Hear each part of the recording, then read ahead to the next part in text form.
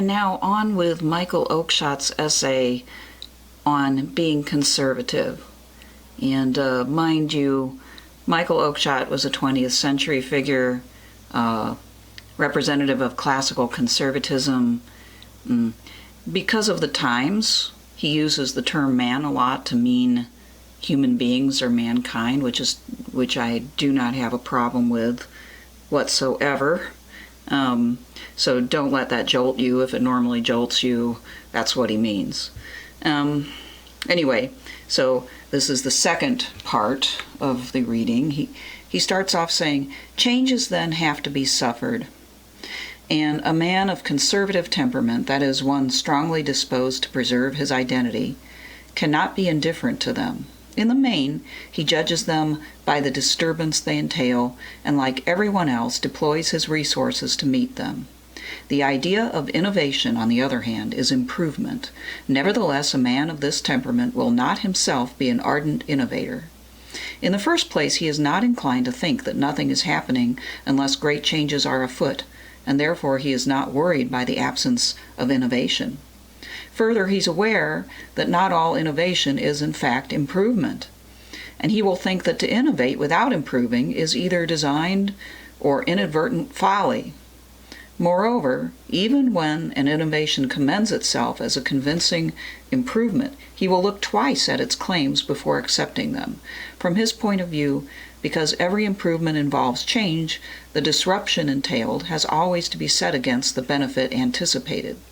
But when he has satisfied himself about this, there will be other considerations to be taken into account.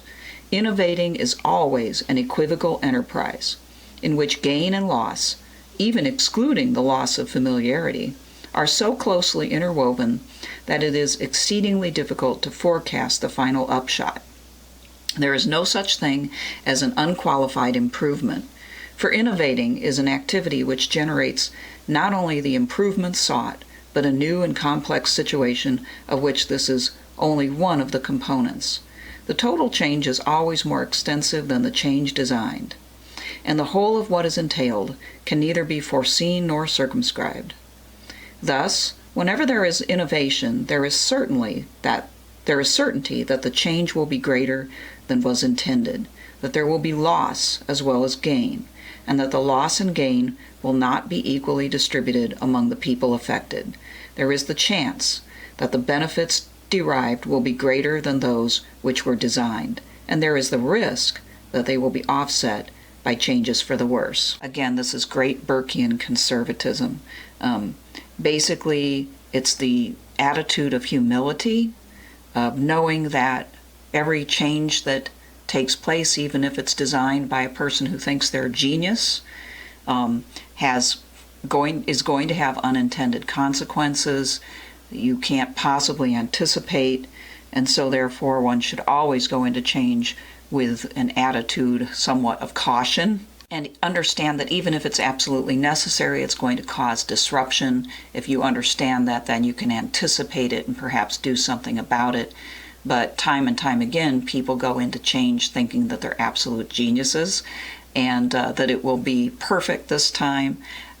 I really don't understand. This is a part of classical conservatism that I deeply resonate with, because I really just don't understand how, after millennia of experience, we haven't figured out that our genius ideas are flawed.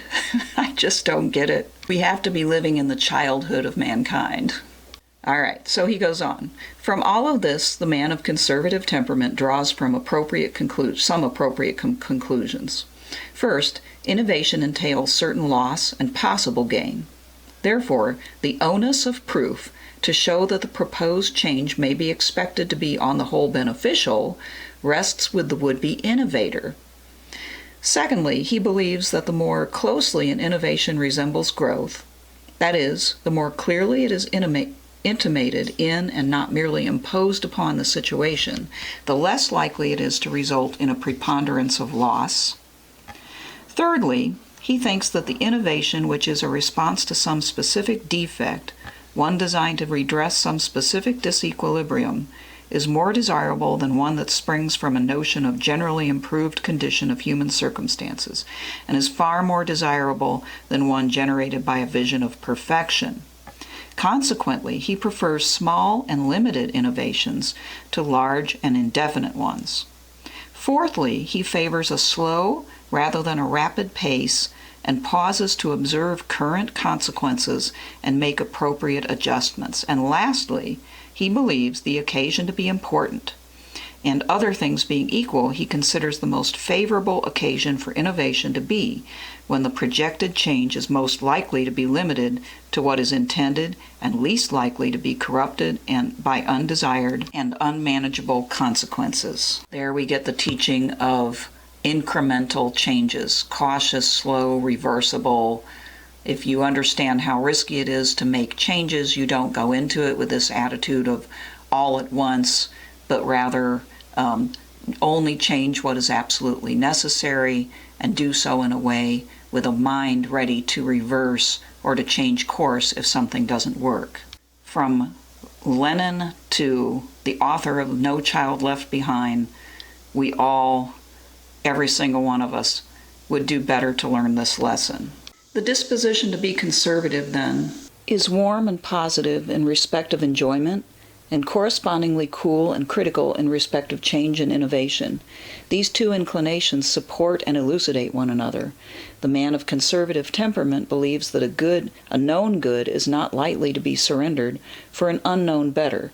He's not in love with what is dangerous and difficult. He is unadventurous. He has no impulse to sail uncharted seas. For him there is no magic in being lost, bewildered, or shipwrecked. If forced to navigate the unknown, he sees virtue in heaving the lead every inch of the way. Heaving the lead, I think.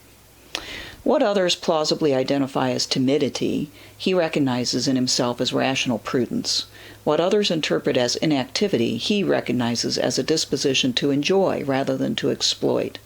He is cautious, and he is disposed to indicate assent or dissent, not in absolute but in graduated terms. He eyes the situation in terms of its propensity to disrupt the familiarity of the features of his world. It is commonly believed that this conservative disposition is pretty deeply rooted in what is called human nature. Change is tiring, innovation calls for effort, and human beings, it is said, are more apt to be lazy than energetic. If they have found a unsatisfactory way of getting along in the world, they are not disposed to go looking for trouble. They are naturally apprehensive of the unknown and prefer safety to danger. They are reluctant innovators, and they accept change not because they like it, but because it is inescapable. Change generates sadness rather than exhilaration. Heaven is the dream of a changeless, no less than a perfect world. Of course, those who read human nature in this way agree with this disposition. They agree that this disposition does not stand alone. They merely contend that it is an exceedingly strong, perhaps the strongest of human propensities. And so far as it goes, there is something to be said for this belief. Human circumstances would be very different from what they are if there was not a large ingredient of conservatism in human preferences. Primitive peoples are said to cling to what is familiar and to be adverse to change. Ancient myth is full of warnings against innovation.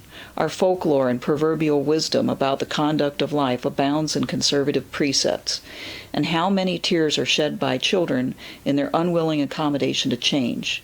Well, let me just stop here and ask, when people constantly try to change how services work, government works, in order to make it more and more efficient, this is extremely disruptive and always ends up making things more confused, it seems. The best laid plans of efficiency produce chaos because they're not well thought out. They tend to be programmatic. They don't take into account the human beings involved, and they come on too rapidly. And that is a very typical observation. So, here he's saying this doesn't go along with human nature, that you have to take into account human nature when you're making these plans. And people don't, in their gut, like to change and change rapidly and often. so it's not going to go well. Anyway, he continues, indeed, wherever a firm identity has been achieved, and wherever identity is felt to be precariously balanced, a conservative disposition is likely to prevail. On the other hand, the disposition of adolescence is often predominantly adventurous and experimental. When we are young, nothing seems more desirable than to take a chance. And while some peoples over long stretches of time appear successfully to have avoided change, the history of others displays periods of intense and intrepid innovation.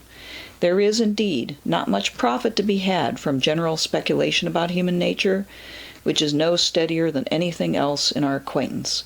What is more to the point is to consider current human nature, to consider ourselves. With us, I think, the disposition to be conservative is far from being notably strong. Indeed, if he were to judge by our conduct during the last 5 centuries or so, an unprejudiced stranger might plausibly suppose us to be in love with change, to have an appetite not only for innovation, and to be either so out of sympathy with ourselves or so careless about our identity as to not be disposed to give it any consideration. In general, the fascination of what is new is felt far more keenly than the comfort of what is familiar. He's speaking here about the time starting around the Renaissance, the scientific revolution, and on. He says, we are disposed to think that nothing important is happening unless great innovations are afoot, and that what is not being improved must be deteriorating. There is a positive prejudice in favor of the yet untried. We readily presume that all change is, somehow, for the better. And we are easily persuaded that all the consequences of our innovating activity are either themselves improvements or at least a reasonable price to pay for getting what we want. While a conservative, if he were forced to gamble, would bet on the field, we are disposed to back our individual fancies with little calculation and no apprehension of loss. We are acquisitive to the point of greed, ready to drop the bone we have for its reflection magnified in the mirror of the future. Nothing is made to outlast probable improvement in a world where everything is undergoing incessant improvement. The expectation of life, of everything except human beings themselves, continuously declines. Pieties are fleeting, loyalties evanescent, and the pace of change warns us against too deep attachments. We are willing to try anything once, regardless of the consequences. One activity vies with another in being up to date. Discarded motor cars and television sets have their counterparts in discarded moral and religious beliefs. The eye is ever on the new model. To see is to imagine what might be in the place of what is. To touch is to transform. Whatever the shape of quality of the world, it is not for long as we want it. And those in the van of the movement infect those behind with their energy and enterprise. When we are no longer light-footed, we find a place for ourselves in the band. So that whole paragraph is about modernity. It's about how just in the past, say, 500 years or so, people have become in love with innovation, and they've become in love with innovation through a love of themselves, through a sort of illusion of their ability to use reason to fix all of their problems. And this is a kind of almost magical attachment to their own powers, is the feeling I get here. And so plunging into change after change has disrupted in modernity piety, loyalty, attachment to place, attachment to others, a natural sense of preservation of what we have, and it has enforced a spirit of gambling with our future, you might say. Of course, our character has other ingredients besides this lust for change. We are not devoid of the impulse to cherish and preserve, but there can be little doubt about its preeminence.